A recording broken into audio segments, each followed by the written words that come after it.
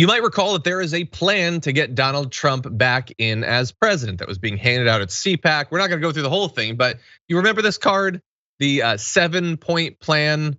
It's 7 points, even though it's got like 12 different steps on it that are ill-defined. Anyway, the most important part of that perhaps was the idea that Donald Trump could become Speaker of the House, thus being put back into the line of succession, basically. Asked about that at one point, Donald Trump said, "That's so interesting." Now, he has since said he's not interested in becoming an unelected Speaker of the House, but it's an important part of this plot that many people, Mike Lindell and others, believe is going to happen. And importantly, they're not 100% wrong about how this could potentially go. While it's never been like directly adjudicated by the Supreme Court, according to the word of the Constitution, it says in Article 1, Section 2, the House of Representatives shall choose their speaker and other officers and shall have the sole power of impeachment. It doesn't say specifically that they have to be an elected member of Congress. And so the idea then is, and this is where it gets to be a bit of an issue for the conspiracy theorists, after he would be picked to be the Speaker of the House, you would then have Trump lead the call for impeaching both President Biden and Kamala Harris. Once they're removed, he would become president. Now, to do that, of course, you need 2/3 of the Senate, and they never explain how they're supposed to get that. So there are certainly issues with this plan, but some people are taking it seriously, including Representative Brendan Boyle, who introduced a bill on Monday titled "Mandating that being an elected member be an essential requirement for speakership," the Members Act. It would only allow a House member currently elected to become Speaker of the House. The idea is it's a long shot, but it could happen. So let's actually make it illegal. And I have some thoughts about that. I'm curious, Ben, what do you think about this legislation?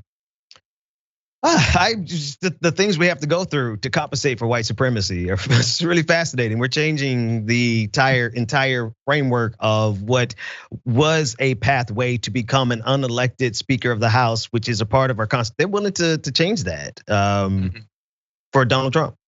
Cool. Yeah. Do you think that they should? Do you think it's necessary? Of course. I mean, I don't think that they should, but because it is a possibility that they would pull this, that they would try this, they don't. And here's the other thing. Let's just cut to the core of it, though. This is all rather ridiculous.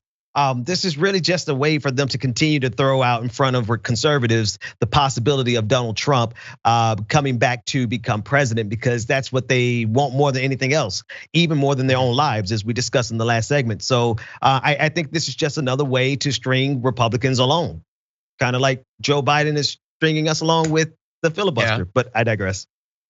It might well be, because again, there's some massive holes that one would think if you take enough time to literally type this up on a card like they did, you'd have some questions about how it would work.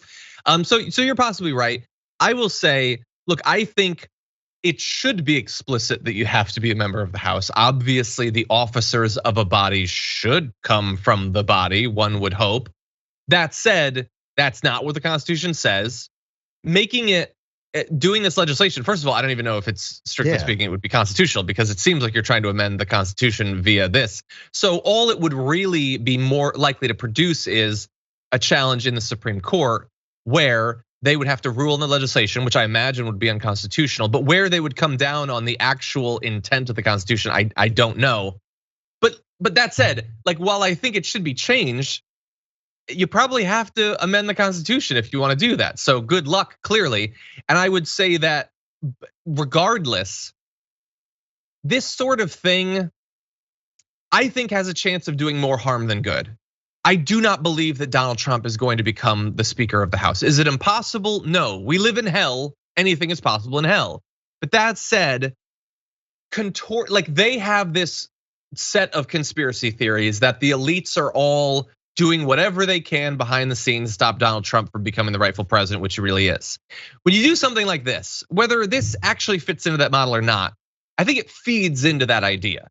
This is never gonna become law. It's probably not even gonna be that pursued, but I have no doubt that the right wing will take this up and say, look, here is the deep state once again trying to stop you from having your MAGA emperor.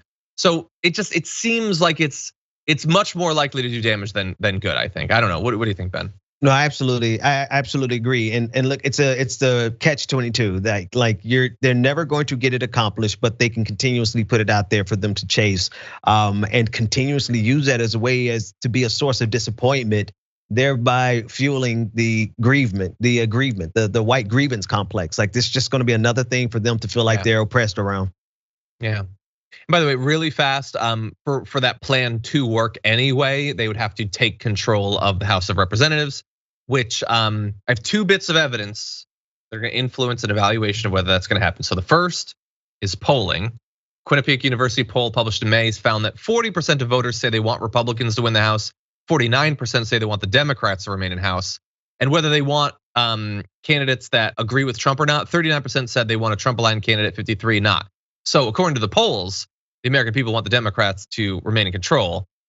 But I think I'm gonna side with the evidence of what I've been seeing over the past 6 months. And I don't know, Ben, as of right now, I think the idea that they will maintain control of the House, partially because they're bungling their time in control, partially because of voter suppression, gerrymandering, and all of the insane amount of additional stuff that's gonna be done this year and next year.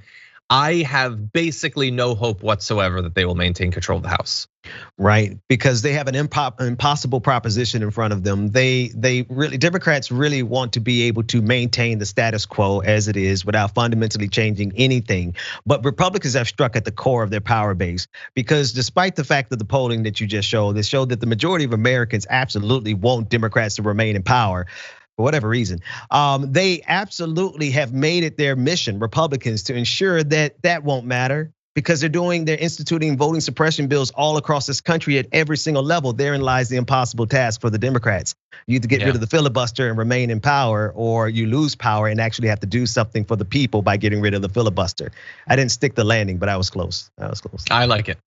See, that's watchable. Charlie Kirk should take some notes.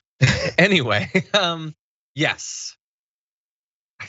They're gonna, like, aren't they supposed to be ambitious? Aren't they supposed to want to stay in power? You're throwing it away. I don't get it. They're supposed to at least be power hungry. They're not even power hungry.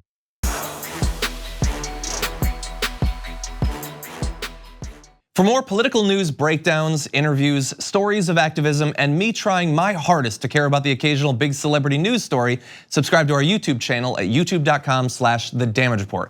And you can ring the bell wherever it is so you don't miss anything.